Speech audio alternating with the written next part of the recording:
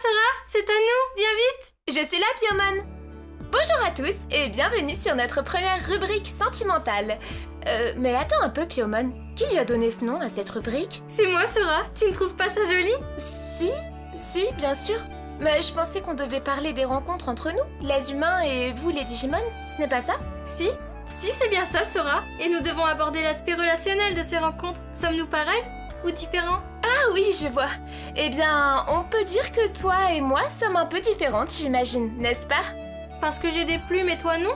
Oui, mais aussi parce que tu es beaucoup plus à l'aise que moi pour parler de tes sentiments et de ce que tu ressens. Disons que j'ai sans doute beaucoup à apprendre de toi, comme quand tu as combattu Meramon.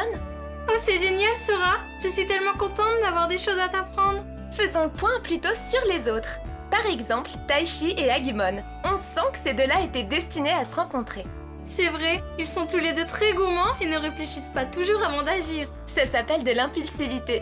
Ils ont en effet un peu le même type de personnalité. Ce qui veut dire qu'il n'y a pas de règles sur nos liens humains et Digimon? Comment ça? Eh bien, Taichi et Agumon se ressemblent et étaient faits l'un pour l'autre. Mais si on prend par exemple, réfléchissons, Joe et Gomamon, tous les opposent ces deux-là. C'est vrai, ils se disputent souvent, ils ne sont jamais d'accord. Un peu comme un vieux couple. Mais je pense que même s'ils sont différents et souvent en désaccord, ils ont eux aussi beaucoup à apprendre l'un de l'autre.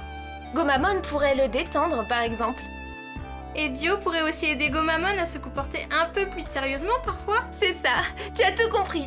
Un peu comme Koshiro et Tantomon.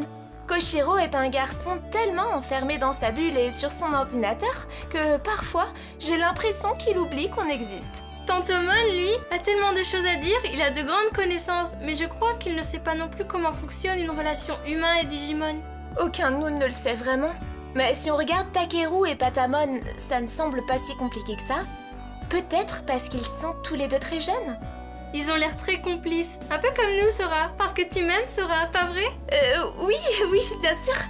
Si nous parlions de Yamato et Gabumon, par exemple. Parce que tu aimes Yamato aussi? Non, pas du tout, je n'ai pas dit ça. Je n'aime pas Yamato. Enfin, j'apprécie Yamato. Mais je n'aime pas Yamato. On est là pour parler de sa rencontre avec Gabumon.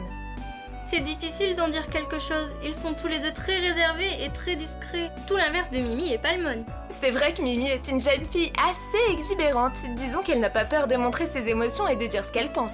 C'est une mauvaise chose? Pas du tout. Oh, regarde l'heure qu'il est. Nous devons déjà laisser nos amis.